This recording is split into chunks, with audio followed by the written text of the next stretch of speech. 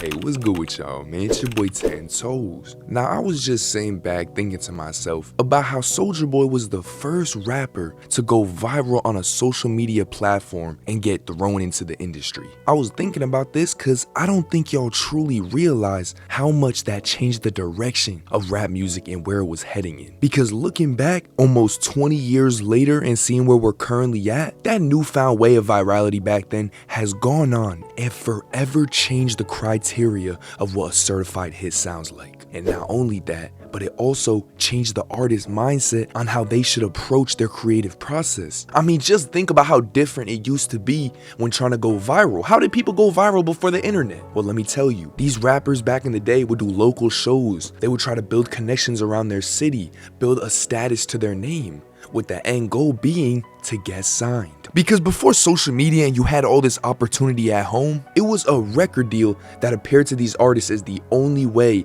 you can make it out, the only way you could get proper marketing to accelerate your career to that next level. So the creative process before this Soulja Boy method was when those OG artists tried to make a hit song. It had much more to do with talent, who's on the song, the effort that went into making it. That's why, if you know, you know, back in the early 2000s, the songs that would be popping were hits that usually had a rapper's verse on it with an amazing singer to lay down the hook. You know what I'm saying? That's why we had Alicia Keys and Jay-Z, or Rihanna and Eminem. And a hit like that, compared to what Soulja Boy had done and introduced to the world, it would, like I said, it would change everything about rap music forever. And all of this leads to the question, was this change better or worse for rap music? But wait, slow down. Because before you can answer that, let me explain to y'all exactly what changed in the following years after Soulja Boy will open this door. And let me tell you now, some good and some very bad would come from this. So let's not waste any more time and let's get right into it. I'm the first rapper to get signed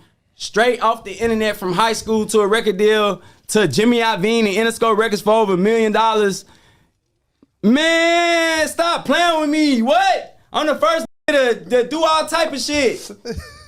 Now, while we know Soulja Boy claims to be the first to do a lot of things, he's not lying about this one.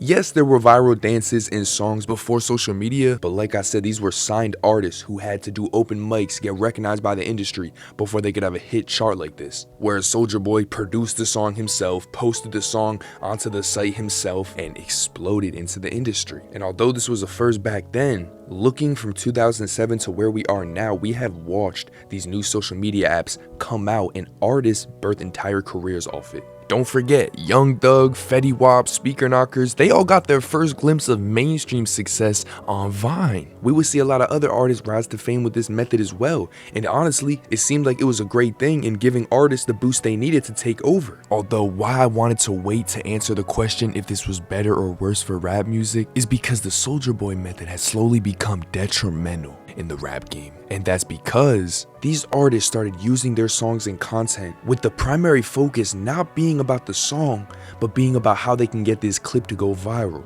or how they can make this song go viral. Maybe they'll say a certain line and try to get people to mimic that. And this has been around. That's when Big Sean said, "I don't F with you." That was the first case of that. That song was everywhere besides my playlist because it was like a viral trend more than an actual hit song. But that's what's becoming the new hit songs. Because if it goes viral on TikTok, those plays are gonna reciprocate into streams, and it's gonna be on the billboards even though nobody's really listening to it. And that's the entire problem with this short form content slash music marketing that all these artists do nowadays. Now, of course, this method didn't get completely patched. Yeet blew up on TikTok, a bunch of these new gen kids blow up on TikTok, but we can't ignore that because this changed, we started seeing people focus way too much on the wrong part of marketing. A prime example is Ian Dior and 24K Golden. They had a #1 song on the Billboard with Moods, but it's because it was in the background of every TikTok, bro. It was just getting mad streams. Looking at their careers right now, you wouldn't even have known they had a #1 to their name. And everything I just said and why people are making music nowadays to go viral rather than just being in love with the craft, putting out work that you're proud of,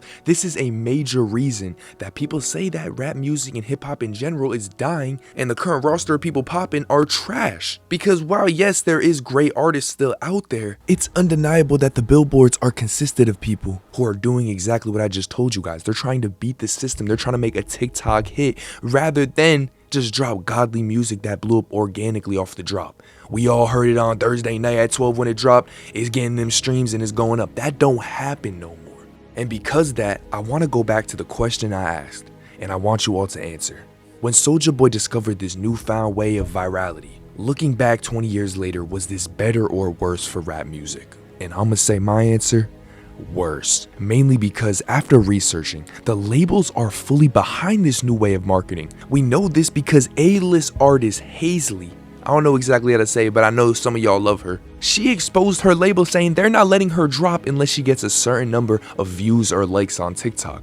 This is an established A-list artist, but they want that quick bag. That's all they care about. So they don't mind if artists are just trying to get a quick hit on TikTok. The labels don't care at all about the longevity of these artists. These music labels and billboards, they made music a business. And while it's always been corrupt, I do think back in the day, artists truly put their craft into the music and made it sound to their perfection, rather than in 2024, they're trying to fit the industry's idea of perfection. Shout out Soulja Boy and all the other great artists that we discovered through this method. But in retrospect, this took away a lot of passion and authenticity. It kind of replaced it with greed and trying to fit in. And I do think when looking at the evolution and transformation hip hop has gone through, this way of virality and being thrown in the industry has changed rap so much. Like I said earlier, it's changed the entire criteria for what is a hit, as well as these artists' entire approach to making a hit. Like, where are all the Lauryn Hills and Nellies, like all these people who just make catchy music? It don't gotta always be for some sound to go viral. But nowadays, that's what it seems like. And that's why I say that this change is worse for rap music. But y'all comment what you think. Because obviously on the flip side, there's definitely been some positives to this new way. And I'm gonna be reading the comments because I'm very curious what people have to say who think this was better for rap music. But of course, yo, that's all I got for y'all today. I really just wanted to make this video real quick because I was truthfully thinking how much changed since Soulja Boy went viral in 2007. But y'all be cool, go sub to the second channel where we don't talk about celebrities. I got an Instagram, you could join the Discord, reach out to me if y'all got video ideas or questions, whatever. And y'all be smooth, cool, and most importantly, man, patient. I'll catch y'all.